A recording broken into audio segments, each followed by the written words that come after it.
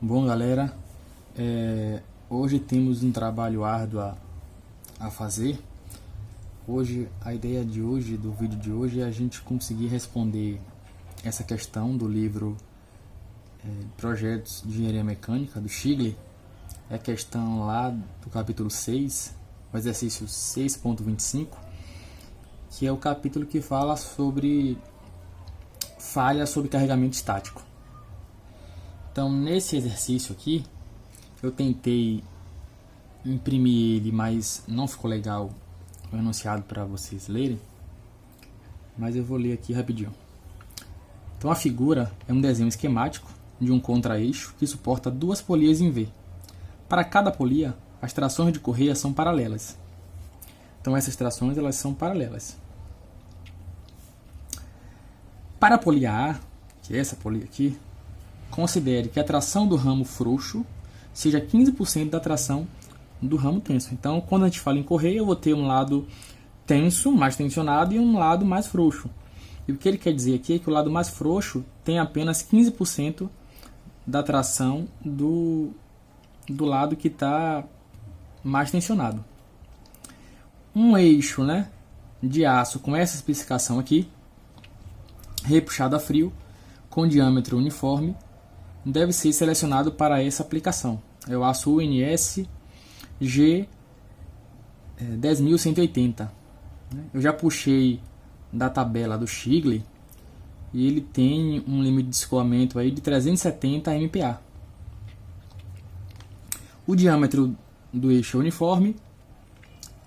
E a ideia desse exercício aqui é justamente selecionar esse diâmetro. Então a ideia aqui não é a gente achar o fator de segurança, que é o mais comum desse tipo de exercício. A ideia aqui é selecionar o diâmetro desse eixo com base num determinado fator de segurança que foi dado de valor 3. Então o fator de segurança é 3. E aí determina o menor tamanho de diâmetro preferencial. Então a gente vai ter que achar aí o diâmetro, projetar esse eixo aí com um diâmetro para suportar os esforços que vão estar sujeitos aqui nesse sistema. Então utilize a teoria da energia de distorção, que é basicamente a teoria lá de von Mises. Então a gente vai utilizar von Mises aqui para poder realizar esse exercício. Bom, a primeira coisa que a gente vai ter que fazer aqui é achar esses valores de tração aqui da polia A, que a gente não sabe, Então a primeira coisa que a gente vai fazer é isso aqui. Então, analisando o desenho, claramente aqui eu vou ter que realizar a análise aí em dois planos distintos, uma vez que T1 e T2 aqui, elas estão fora dos eixos aqui, então elas vão formar componentes, nesse caso aqui no eixo Z e no eixo Y. Então eu vou ter basicamente aí a análise nos planos XY e XZ, Eu vou ter que analisar isso aí. Bom, nós temos uma cota aqui, que eu reforcei aqui, senão não ia dar para vocês enxergarem. Então eu tenho essa distância aqui, do ponto O até a polia A, de 300 milímetros. Da polia A à polia B, 400 milímetros. Da polia B até o outro apoio aqui, eu tenho 150 milímetros. Então eu tenho as duas cargas aqui de 50 a 270 newtons, as duas trações aqui na polia B. Na polia A é que eu quero achar T1 e T2. O diâmetro da polia A é 250 milímetros e o diâmetro da polia B é 300 milímetros. Então a primeira coisa que a gente vai ter que fazer aqui é achar T1 e T2. Lembrando, T1 e T2 são paralelos, então ambos formam um ângulo de 45 graus aqui com o eixo Z e aí obrigatoriamente também com o eixo Y. Então a primeira coisa que a gente vai fazer aqui, galera, espero que vocês tenham a figura em mãos aí, o livro em mãos, ou tirou foto. Então a primeira coisa que a gente vai ter que fazer aqui é conseguir definir os valores para T1 e para T2. Deixa eu dar uma dobrada nesse exercício aqui para eu conseguir mostrar de forma mais dinâmica para vocês. eu fiz uma dobra aqui para a gente analisar. Muitas vezes a gente vai ter que analisar esse desenho aqui para fazer a análise de esforços. Então o que acontece? Eu tenho que descobrir T2 e T1. Só que é o seguinte, eu tenho os esforços na polia B. E a gente sabe que quando eu tenho um eixo, né, o torque ele é constante durante todo o eixo. Então, descobrindo o torque aqui na polia B, eu consigo descobrir o torque na polia A e assim descobrir os valores de tração, T1 e T2. Bom, então como é que eu vou fazer essa análise, né? Deixa eu tirar agora a figura daqui. Como é que eu vou fazer essa análise? Bom, não, deixa eu voltar ela, né? Deixar no cantinho aqui. Percebam que eu tenho os esforços na polia B aqui nos valores de 270 e 50 newtons. O que é que eu sei? Que o torque na polia A tem que ser igual ao torque na polia B. Isso é fato. O torque ele é constante ao longo do eixo aí. Então, os torques devem ser iguais. Então, o torque da polia A tem que ser igual ao torque da polia B. Bom, na polia B, o que é que eu tenho na polia B aqui, né? Deixa eu botar assim. O torque na polia B tem que ser igual ao torque na polia A. Na polia B eu tenho 270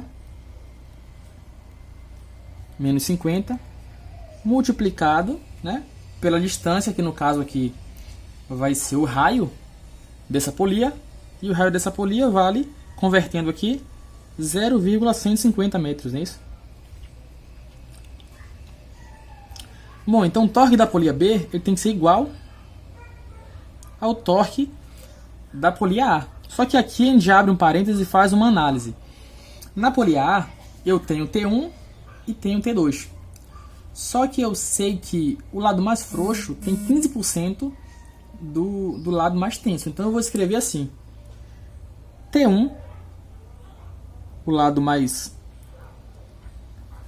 tenso, menos T2, que seria o lado mais frouxo.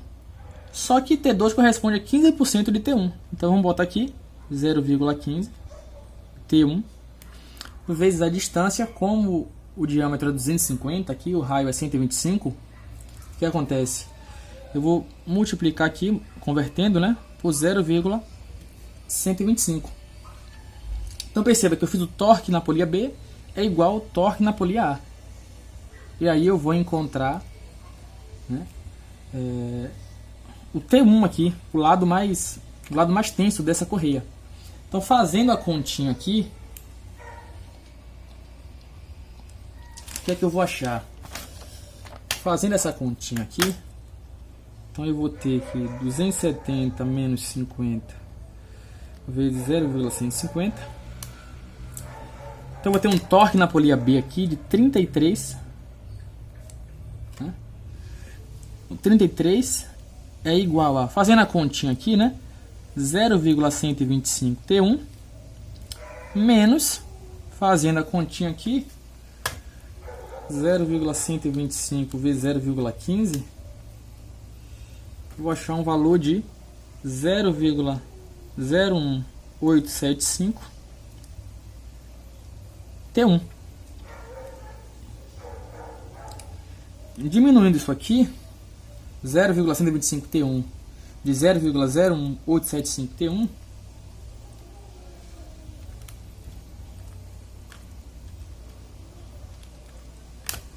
vou achar um valor aqui. Então eu vou achar que 33 é igual a 0,10625 T1. Logicamente, o meu T1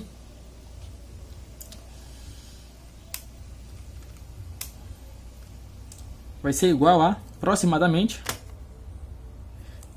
310,6, apaguei aqui, mas 0,6 Newton. Então já achei T1. Eu vou achar T2, só que eu sei que T2 é igual a 15% de T1. Então, 15% de T1. Então T2 vai ser igual a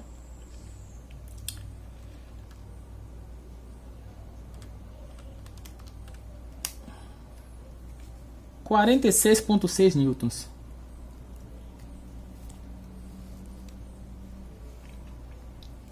Bom, então eu já achei aí, né, T1 e já achei T2 claramente, bem fácil. Então na nossa análise aqui, ó, né, percebo que eu já consegui achar as trações aqui na polia A. Na polia B eu já tenho esses valores, ok? Bom, uma análise que eu já vou fazer também é que é o seguinte: como eu tenho uma polia aqui, essa correia vai estar sendo tracionada aqui, então eu vou ter esforços aqui que vão me gerar uma torção nesse eixo. Só que eu já calculei essa torção porque eu disse que a torção em B é igual à torção em A. E a torção em B deu 33 Nm. Então eu já vou guardar aqui que o meu valor de torção ele vai ser 33 Nm.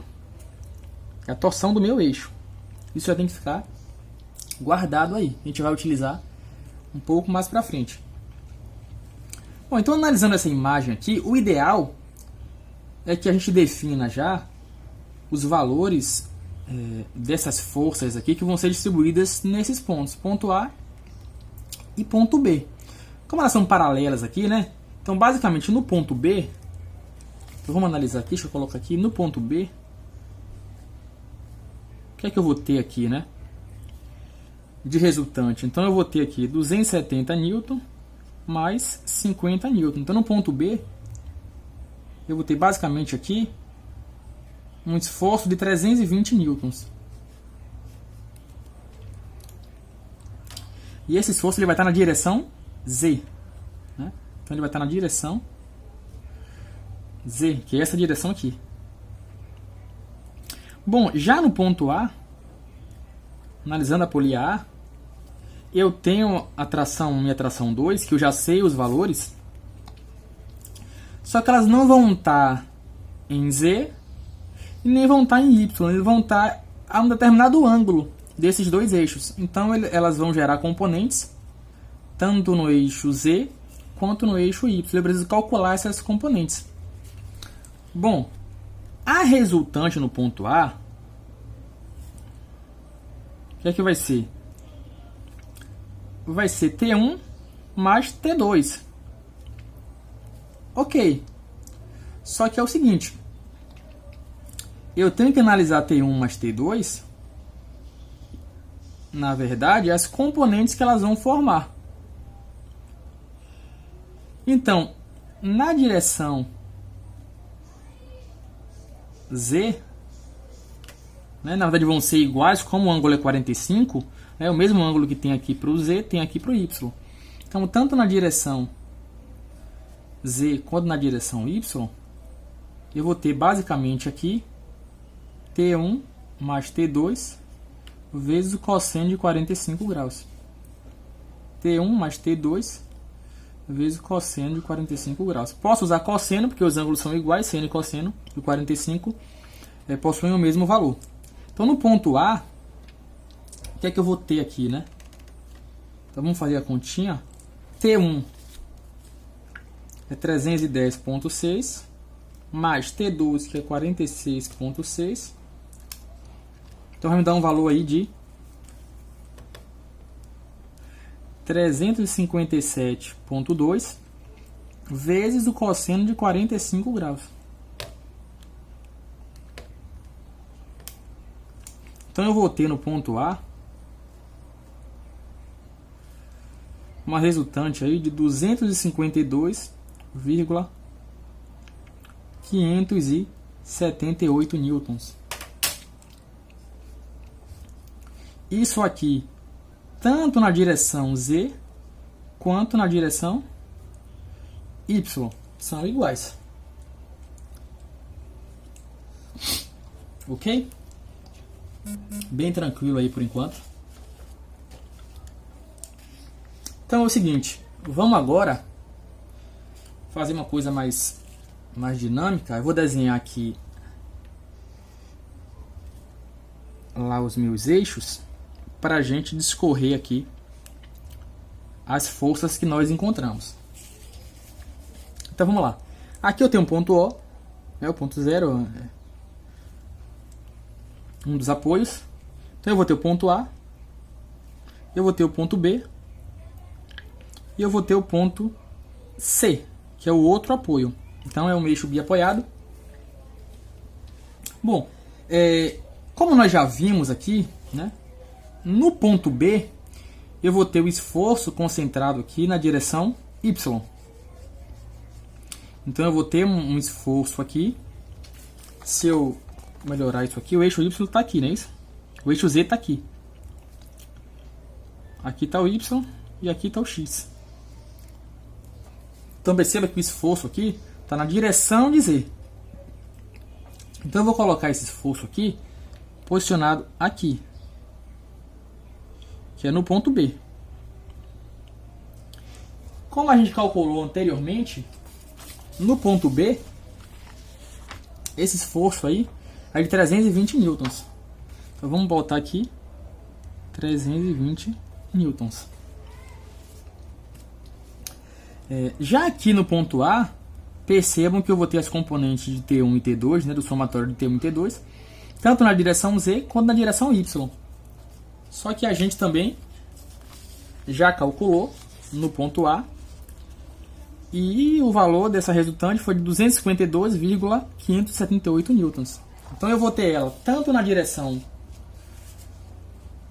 Z quanto na direção Y. Na direção Z, percebo que se eu projetar isso aqui na direção Z, eu vou estar com esforço, né, no sentido contrário do crescimento do eixo Z. Então o eixo Z está aqui, o eixo Y está aqui, então eu vou colocar no ponto A aqui, que é onde está a minha polia A, eu vou colocar um esforço aqui contrário ao eixo Z, né, uma setinha aqui, e o valor que a gente já calculou foi de 252,578 newtons. Bom, eu vou ter um esforço também, aqui uma componente que vai estar atuando no sentido de crescimento do eixo Y. Então eu vou ter um esforço aqui também, no sentido de crescimento do Y, na vertical aqui, e também vai ser de 252,578 newtons, como a gente já calculou.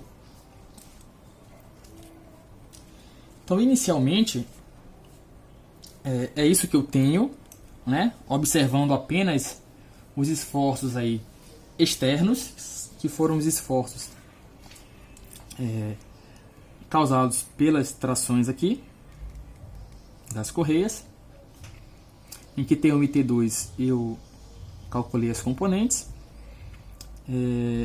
No ponto B eu já tinha, a questão já tinha dado os valores, eu somei aqui, coloquei o valor resultante aqui no ponto B. Bom, só que é o seguinte, eu preciso agora dos esforços, né, causados aí pelas reações de apoio, porque eu tenho um sistema que ele é biapoiado, então eu tenho o ponto O e o ponto C, onde eu tenho os esforços aí causados pelas reações de apoio. Então eu tenho que calcular isso aí. Bom, para isso, para facilitar, eu vou desenhar aqui. Vou desenhar aqui dois gráficos, tá certo? Dois gráficos eu vou desenhar. Deixa eu mostrar aqui de uma forma melhor. Então vou desenhar dois gráficos. E é o seguinte, por que eu vou desenhar dois gráficos? Porque a gente já viu que eu vou ter que analisar aqui os esforços em dois planos diferentes. Porque, por exemplo, essa força de 320, ela está na direção Z, atuando sobre o eixo que está na direção X. Já esse esforço aqui, por exemplo, ele está na direção Y, atuando no eixo que está na direção X. Então eu vou ter que analisar o plano XY e o plano ZX.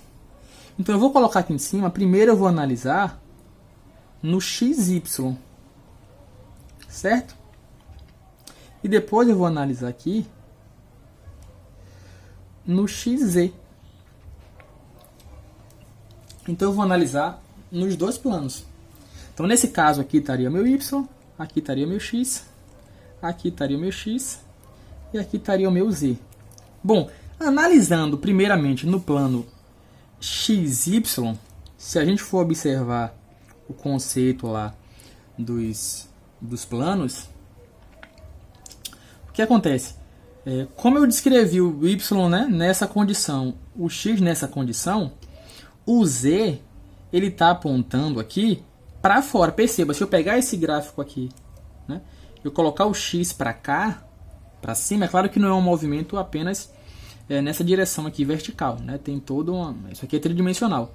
Mas enfim, nessa posição aqui, esse eixo z ele vai ficar saindo do papel. Então, eu vou botar um pontinho aqui para mostrar que ele está saindo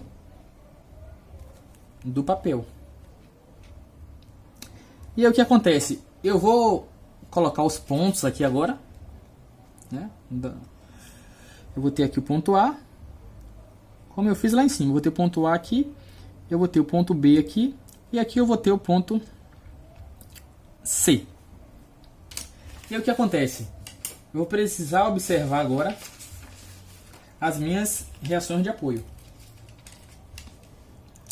E aí eu já sei, analisando os esforços aqui que eu fiz aqui em cima, né? Vamos lá. No plano XY, o que é que eu tenho aqui no plano XY? Bom, o meu Y está aqui. Então, quais são as forças que estão atuando aqui na direção Y? Essa está na direção Z, essa está na direção Z. Opa, eu só tenho essa. Essa aqui está atuando na direção Y. Então, essa força aqui, eu vou colocar ela, vou transcrever ela para cá. Ela está no ponto A. E ela está no sentido de crescimento do Y.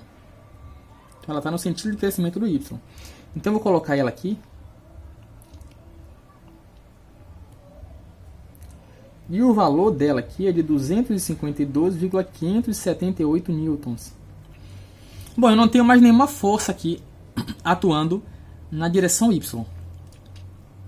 Nenhuma dessas aqui externas. Só que é o seguinte, eu vou ter aqui a presença, claro, das minhas reações de apoio.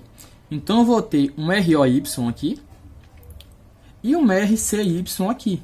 Que eu vou ter duas reações aqui em Y. Bom, como eu não sei o sentido dessas reações ainda, eu vou arbitrar um sentido para elas. Então vamos dizer que o RCY está para baixo. E aí vamos fazer o somatório dos momentos. Vamos colocar aqui o RCY. Caso o valor dê negativo, a gente só inverte. Ok? Então o que é que eu sei? Eu sei que o somatório dos momentos no ponto O em relação a Y, né, ou MY no ponto O, o somatório dos momentos tem que ser igual a zero.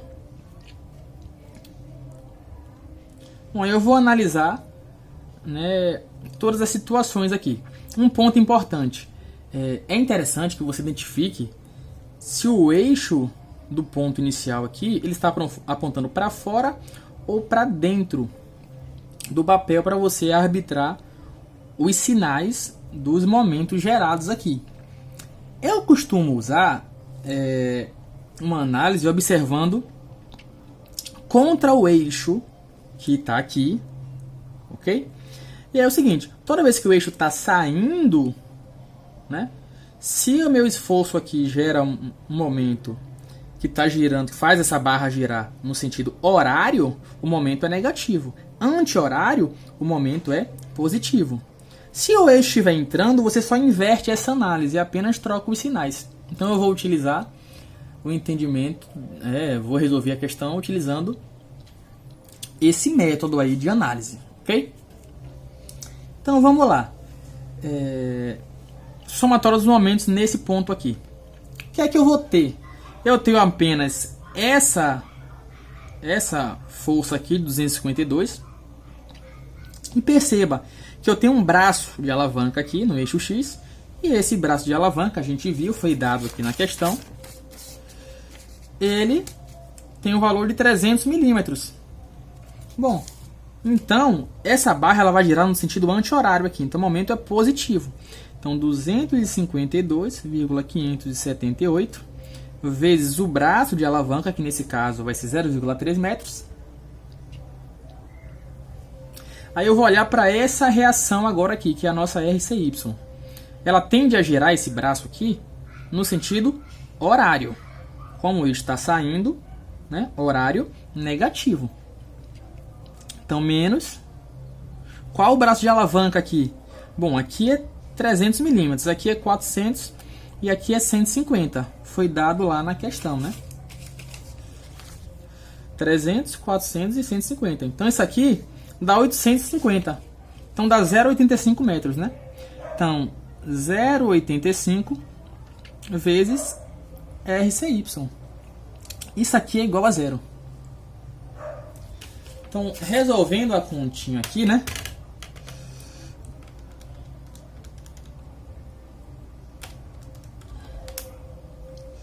Eu vou ter que 75,7734 é igual, vou passar esse termo para o outro lado, a 0,85 RCY. Logicamente, o meu RCY ele vai ser igual a esse valor dividido por 0,85. Então, meu RCY ele deu um valor aqui de 89,145 newtons. Bom, agora é bem simples. Eu vou fazer agora o somatório das forças em Y tem que ser igual a zero. Para eu descobrir o valor dessa reação aqui agora. Bom, eu vou usar uma análise aqui para arbitrar um sentido para essa reação. Bom, se aqui eu tenho 252 e aqui eu tenho 89, né? E isso aqui tem que ser igual a zero. Para isso aqui ser igual a zero, essa reação aqui ela vai ter que estar para baixo. Se você não conseguir analisar dessa forma, você né, designa um sentido. Depois, se o valor sair negativo, você só inverte o sentido da reação. Bom, então como é que vai ficar aqui? Então agora, tudo que está no sentido de Y é positivo, o que tiver contra é negativo, né? Então eu vou ter que 252,578 menos o RCY menos o ROY é igual a zero. Bom, o RCY é 89,145. Então, fazendo a continha, 252,578 menos 89,145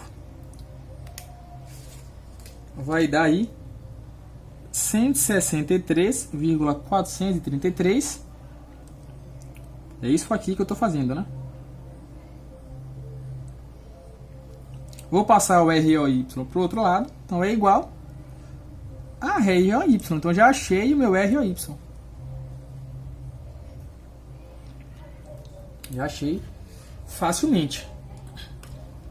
Bom, então já achei as minhas reações aqui do plano XY. Agora eu vou partir para o plano XZ. Vou fazer a mesma análise. Então, somatório dos momentos no ponto O em relação a Z é igual a zero.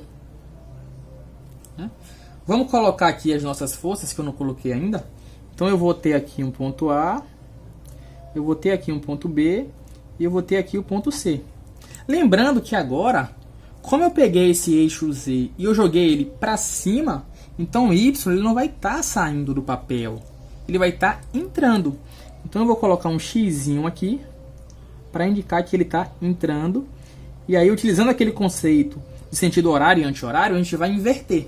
Porque agora o eixo está entrando para arbitrar os sinais aí do nosso momento. Bom, no plano XZ, o que é que eu tenho no plano XZ aqui, né?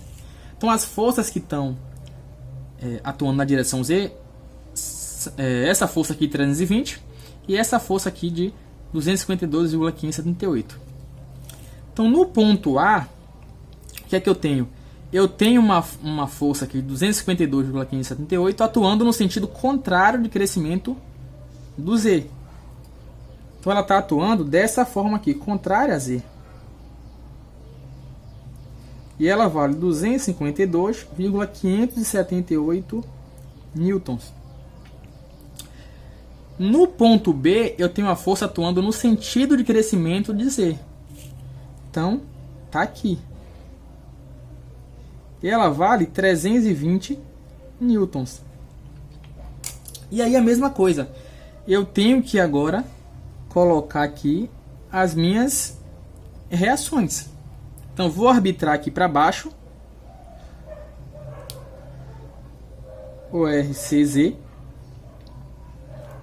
para a gente analisar.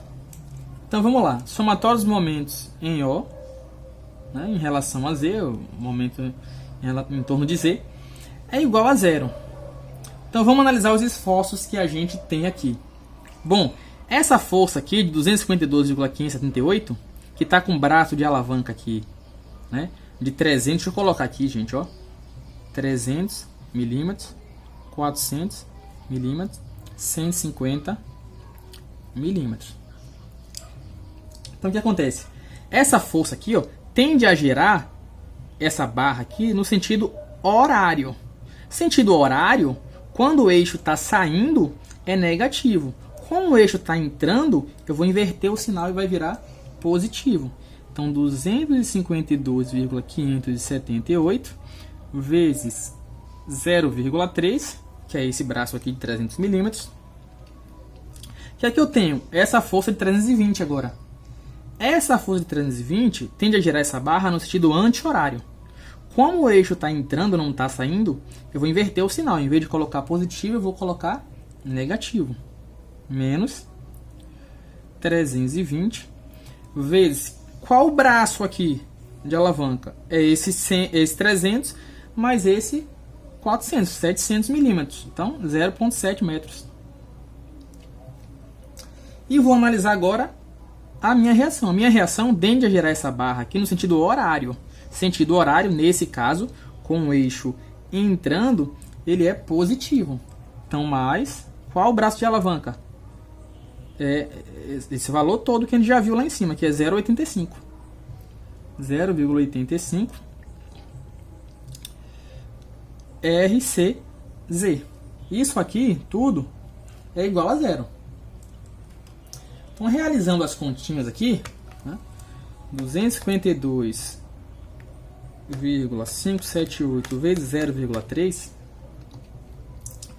menos 320 vezes 0,7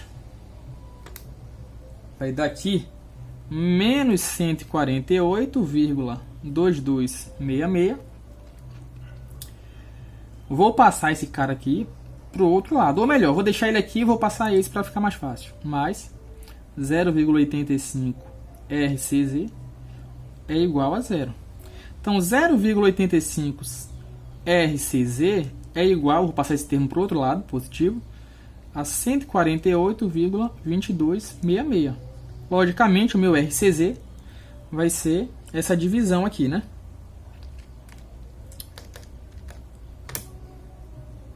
Então, meu RCZ, ele vai ser 174,384 newtons. Arbitrei certinho, deu positivo. Bom, agora vamos fazer o somatório das forças, nesse caso, em Z, né? Que tem que ser igual a zero. Então vamos lá, sentido de crescimento de Z positivo, contrário do crescimento de Z negativo. Bom, aqui já está contrário. Então menos 252,578 mais 320 menos o RCZ. Vou arbitrar esse cara aqui para cima, ok? Por que eu vou arbitrar para cima? Porque aqui eu tenho 252 e aqui no RCZ eu já tenho 174. Então já ultrapassou esse cara aqui. Então para zerar esse cara tem que estar no mesmo sentido desse para somar. Mas você pode arbitrar para baixo e depois você ia ver que o sinal ia dar negativo. Então, mais o ROZ, né? Que é esse cara aqui, que é o ROZ. Tá de lápis aqui. ROZ. Isso aqui tem que ser igual a zero. Fazendo as continhas, menos 252,578 mais 320 menos o RCZ, que a gente já sabe que é esse aqui, 174,384,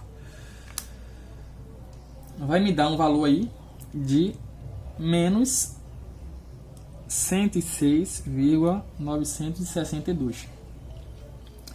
Bom, menos 106,962 mais ROZ é igual a zero.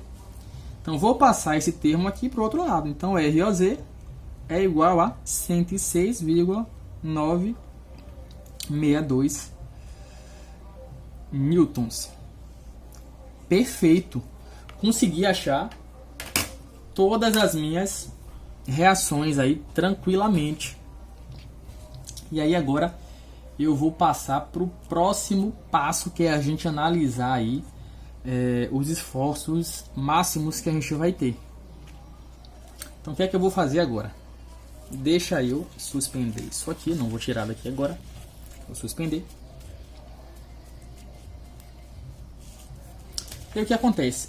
A nossa ideia é utilizar a equação de von Mises. Para a equação de von Mises eu vou ter que achar o sigma x, que são as forças axiais aí, e achar também, são as forças horizontais, né? E achar também o meu esforço de torção, ok?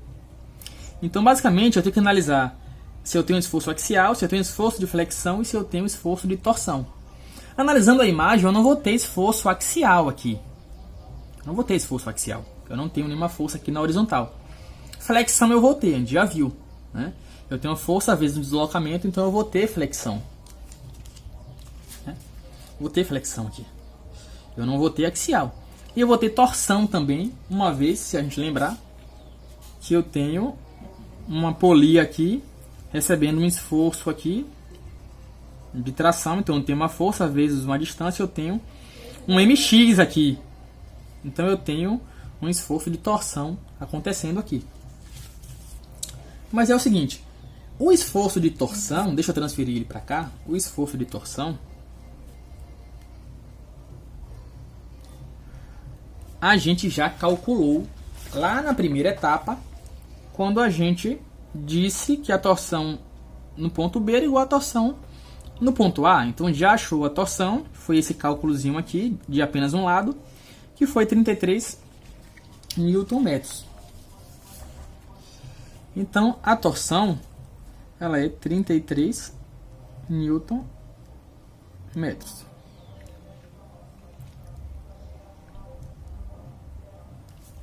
E agora eu preciso analisar a minha flexão. Como é que eu vou analisar agora a minha flexão, meu fletor máximo?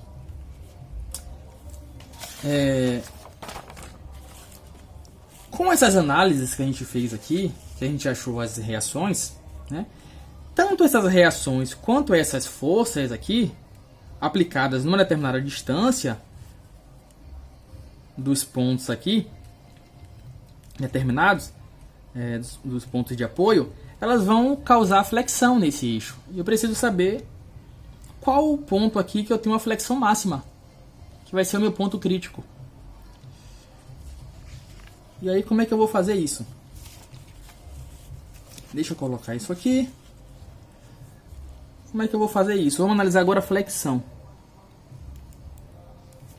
Bom, a minha flexão ela vai ter que ocorrer em dois planos, no plano XY e no plano XZ. Por quê? Eu tenho forças atuando na direção Y e eu tenho forças atuando na direção Z. Então eu vou ter a flexão em dois planos aí. Por isso que a gente fez dois gráficos aqui na etapa anterior. E a gente vai fazer dois gráficos agora. Como é que eu vou fazer isso? Vamos colocar primeiro aqui o meu gráfico de flexão no plano XY. Então o Y está aqui, o X está aqui, e o nosso Z, ele está saindo aqui, não é isso? É assim que a gente fez. Então eu vou ter um ponto A, eu vou ter um ponto B, e eu vou ter um ponto C. E basicamente, agora a gente vai analisar, galera, os valores que a gente obteve aqui anteriormente. E o que acontece? Nesse ponto aqui, né, nesse ponto C, perceba, eu vou ter que analisar a flexão em cada um desses pontos aqui específicos. Com a prática, a gente já sabe que normalmente quando eu tenho um eixo biapoiado, né, nos apoios aqui,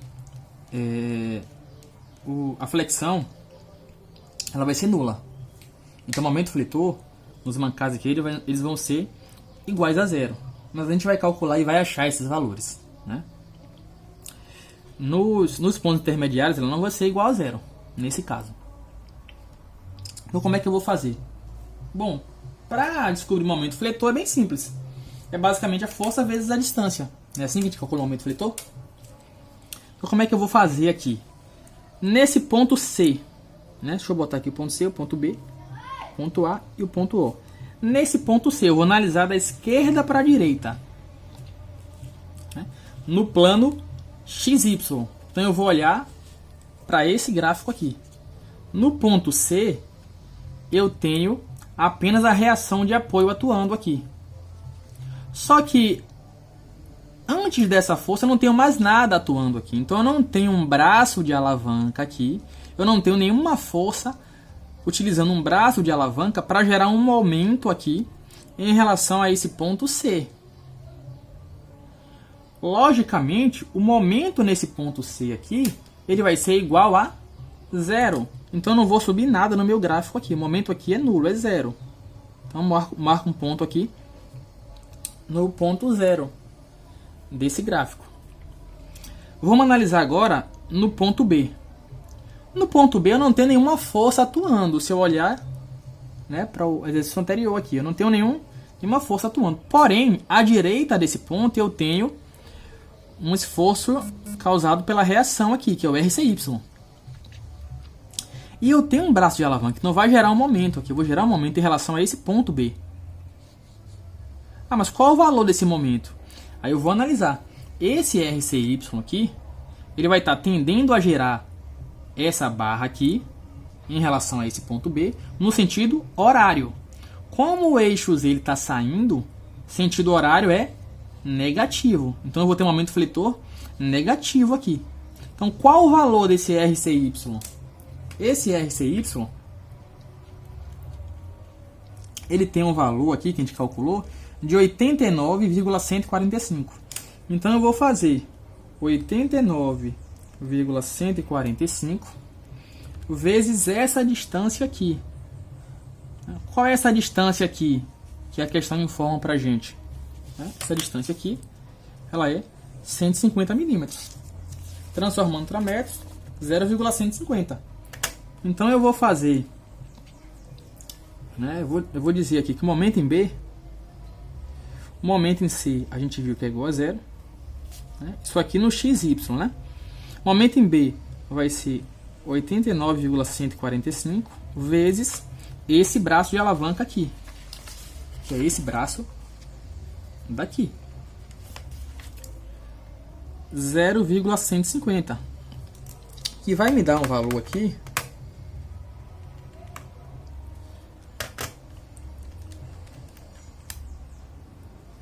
de 13,372 Nm, aproximando. Só que é o seguinte, é uma flexão negativa, porque eu estou girando no sentido horário, com o eixo aqui saindo. Então eu vou ter uma flexão negativa de 13,372 Nm. Então eu vou descer o gráfico aqui, porque ela é negativa, está abaixo de zero. Vou fazer uma linha aqui. Então esse ponto aqui vale 13,372 372 Nm. Se quiser, posso botar um sinal de negativo aqui. Bom, vamos analisar agora isso ocorrendo no ponto A, que é o próximo ponto para a gente analisar. Então, no ponto A, como é que vai ficar? No nosso ponto A, perceba que eu não tenho nenhuma força atuando aqui. Só que eu tenho uma força RCY lá no cantinho, que tem um braço de alavanca agora muito maior do que ele tinha no ponto B. Então, basicamente, eu vou gerar um momento maior. Então, como é que eu vou achar o momento no ponto C aqui? Vai ser o mesmo 89,145, só que agora o braço de alavanca aqui, ó, é 400 mais 150. Então, 0,55. Então, eu vou ter 89,145 vezes 0,55. Então, eu vou ter um momento aqui de 49,03 Nm. Então, isso aqui vai lá para baixo. Menos 49,03 Nm. Bom, como é um eixo, né, biapoiado, isso aqui vai voltar para o zero.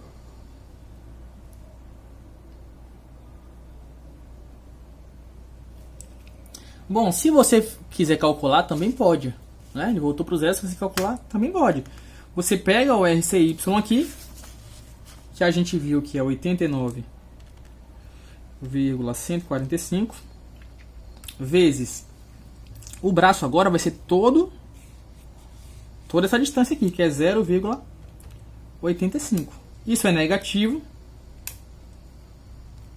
Só que agora eu vou ter uma força aqui nesse ponto, ó, só vai confirmar que vai zerar, né? Eu vou ter um esforço aqui nesse ponto, 252,1578, né? E ele vai gerar um momento aqui positivo, anti-horário. Então eu vou colocar mais, né, 252,1578 vezes esse braço aqui, que é 0,3. Então perceba que dá um valor muito próximo de zero, né? Praticamente zero. Então zerou, deu zero.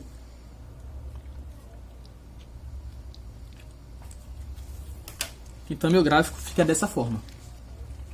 Agora vamos analisar no plano XZ, onde eu tenho um Y agora saindo.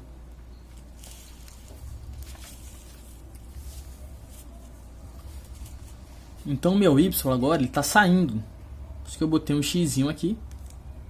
Ele está saindo. Vou ver se eu melhoro esse foco um pouco aqui.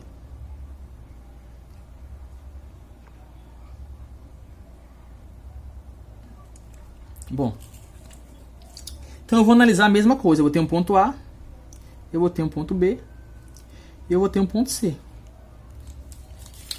Bom, em relação a Z, foi que a gente viu aqui, né? Eu já sei que eu tenho um RCZ atuando aqui nesse ponto C, só que eu não tenho um braço de alavanca específico aqui. Então o momento nesse ponto C também vai ser igual a zero.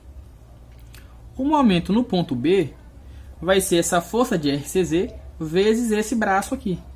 Então, meu RCZ, ele é 174,384 vezes esse braço aqui, que a gente sabe que é 0,150.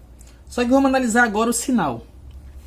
Esse RCZ aqui tende a gerar essa barra no sentido horário. Seria negativo. Porém, como o eixo está entrando, esse momento ele vai ser positivo. Então vamos colocar aqui 174,384 vezes 0,150. Então vai dar um momento aqui de aproximadamente 26,158 Nm positivo. Então vamos subir positivo aqui.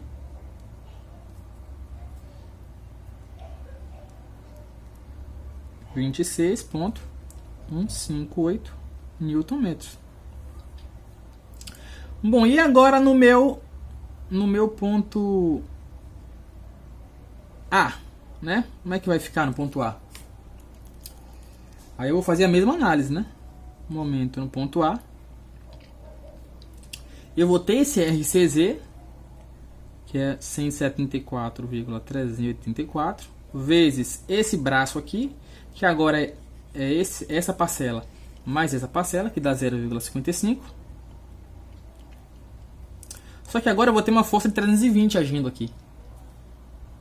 Isso aqui gera um momento no sentido anti-horário, que seria positivo. Porém, como o eixo está invertido, fica negativo. Então, menos 320 vezes. Quanto é esse braço aqui? É 400, não é?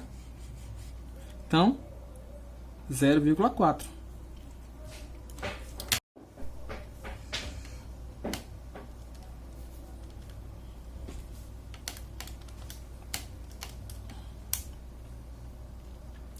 Menos 32,09 Newton metros.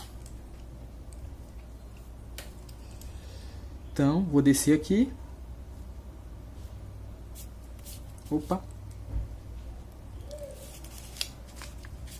Menos 32,09 Newton metros. E depois ele volta para zero. Então ficou assim, né? Os meus momentos aqui. E qual é o próximo passo agora, né? Bom, eu vou analisar agora e calcular o meu momento fletor máximo. Então perceba que eu tenho dois planos e ficou uma situação bem fácil, porque eu vou ter que analisar onde é que eu tenho o momento fletor máximo. Nos dois planos. Pra gente, casou que o fletor máximo nos dois planos ocorreram no mesmo ponto. No ponto A. Momento fletor máximo aqui. Momento fletor máximo aqui. E aí o que é que eu vou fazer?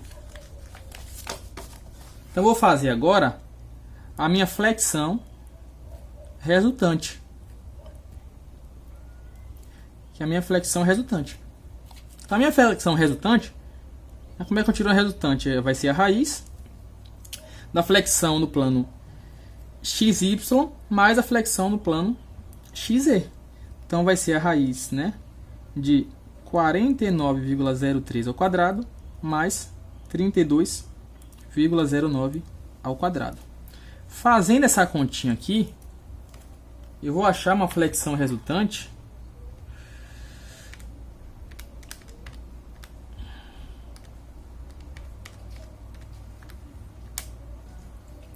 de aproximadamente 58,59 Newton metros.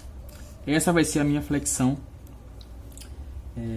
Essa vai ser a minha flexão resultante aí, galera. É a que eu vou utilizar aí para fazer o cálculo, por exemplo, do meu sigma x, né? Bom, então vamos lá, né? Qual é o próximo passo? Vamos botar os nossos dados máximos aqui. O que é que eu tenho? Torção, que vai ser 33 Nm. E a minha flexão, que vai ser 58,59 Nm. Bom, para fazer os cálculos, né, utilizando von Mises, eu preciso do sigma x e eu preciso, né, da minha torção, aí, do meu cisalhamento, né? Então o que acontece? O meu sigma x, ele é composto por alguma tensão axial somada com uma tensão de flexão. E o meu cisalhamento é utilizando o meu momento da torção. Então vamos lá. Como eu não tenho esforço axial, o meu sigma x vai coincidir com o meu sigma f. que é a tensão de flexão. Como é que eu faço esses cálculos aí? Então vamos lá. Então o meu σx, que vai ser o meu σf, o que acontece? Eu vou utilizar a equação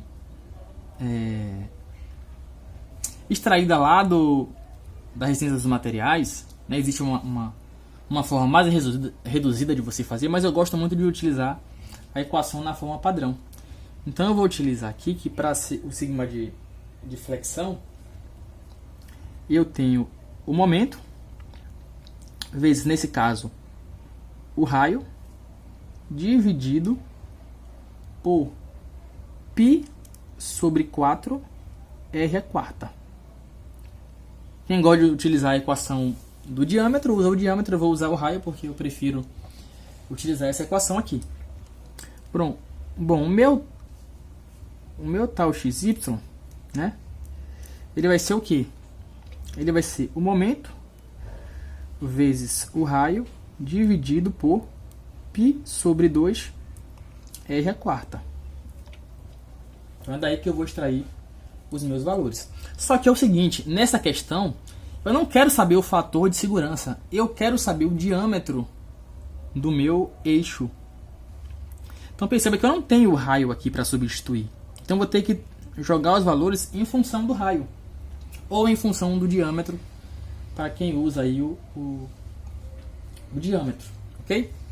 Então eu vou fazer as continhas aqui e deixar apenas os raios. Então eu já vou cortar esse raio aqui, aqui fica ao cubo, eu vou cortar esse raio aqui e aqui fica ao cubo.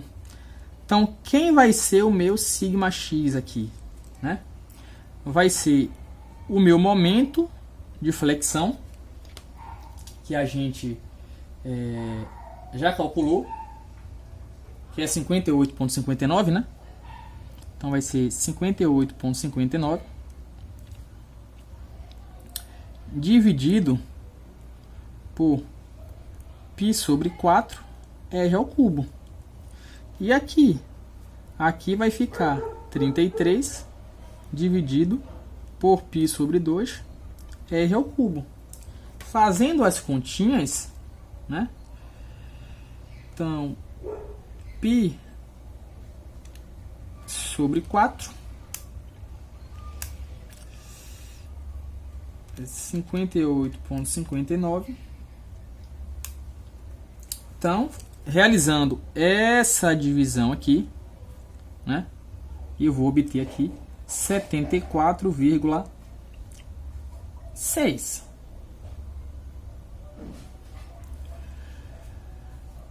Dividido por R ao cubo. Realizando essa continha aqui, o que é que eu vou ter?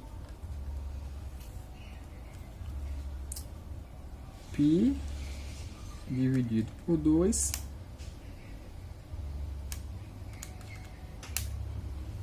eu vou ter aqui 21,01 sobre R ao cubo. Esse vai ser o meu σx, esse vai ser o meu tal xy. Agora vai ficar simples. Por quê? Eu sei que a tensão de von Mises, ela é a raiz do σx ao quadrado mais 3 tal xy ao quadrado. Bom, então a tensão de von Mises, ela vai ser a raiz de quem? Quem é o meu σx? 74,6 sobre R ao cubo ao quadrado mais 3 vezes 21,01 sobre R ao cubo ao quadrado. Então essa é a minha equação aí de von Mises. Então eu vou fazer as distribuições aqui, vou achar que a tensão de von Mises é igual a raiz de 74,6 ao quadrado, vai me dar aqui 5.565,16 dividido por 2 vezes, né, 2 vezes 3, 6 aqui, né? Então vai dar R a sexta. Mais 3 que multiplica quem aqui? 21,01 ao quadrado. Que vai dar aqui 441,42 dividido por R a sexta.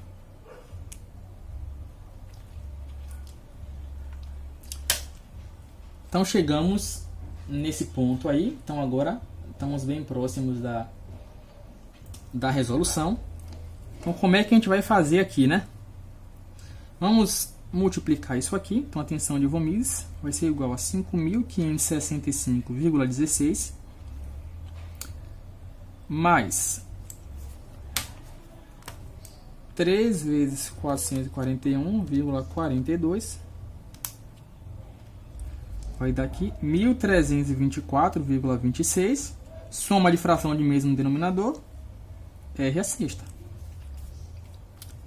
Então a minha tensão de von Mises vai ser igual a raiz disso aqui, né? Então vai ser igual a raiz de quem aqui, galera? 5.565 mais 1.324,26. Então vai dar raiz de 6.889,26 sobre R a sexta. Então a tensão de von Mises vai ser igual a raiz do termo de cima sobre raiz do termo de baixo. O termo de baixo, dividindo aqui, fica 3, não é isso? Vamos tirar a raiz sexta. Vamos tirar a raiz quadrada desse número aqui. Então vai dar 83,001002 sobre R ao cubo. Então isso aqui é a minha tensão de von Mises. Ok? Bom, agora tá fácil. Porque a gente sabe que o fator de segurança é igual ao limite de escoamento dividido pela tensão de von Mises.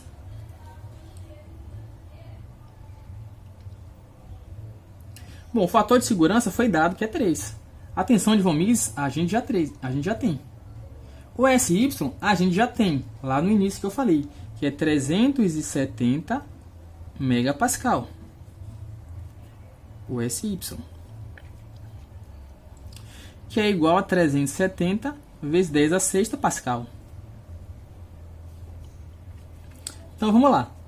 O meu N, que é 3, é igual ao meu SY, que é 370 vezes 10 a sexta pascal, dividido pela tensão de von Mises, que é 83,002 dividido por R ao cubo.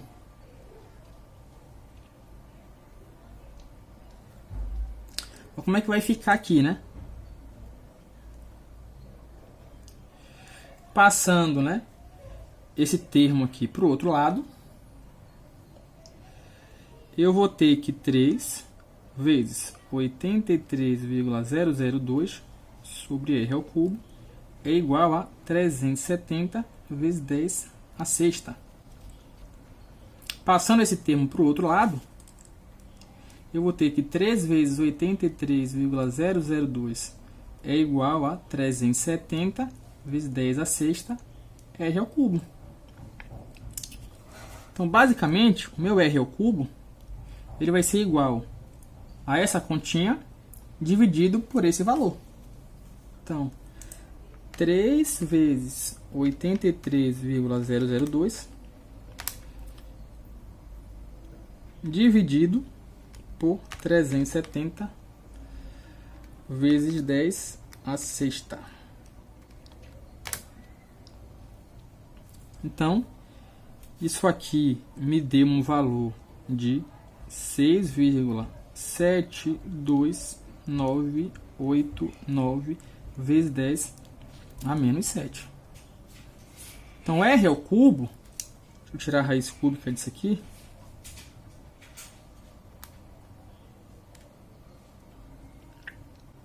Se eu tirar a raiz cúbica disso aqui, opa, e raiz quadrada. Então, se eu tirar a raiz cúbica de 6,72989, eu vou obter aqui um valor de vezes 10 elevado a menos 7. Eu vou obter um valor aqui de 8,763 vezes 10 a terceira. Bom, como eu quero o diâmetro, vou multiplicar esse valor aqui por 2. Multiplicando esse valor por 2 aqui, o meu diâmetro então vai ser 0,0175 metros. Transformando para milímetros, eu vou ter 17,5 milímetros. Então o diâmetro que eu devo utilizar aqui para um fator de segurança 3 tem que ser de aproximadamente, né, 18 milímetros. E aí a gente encerra essa questão muito longa aí, mas que a gente conseguiu aí com calma, né, resolver. Ok? Então um abraço aí, até a próxima.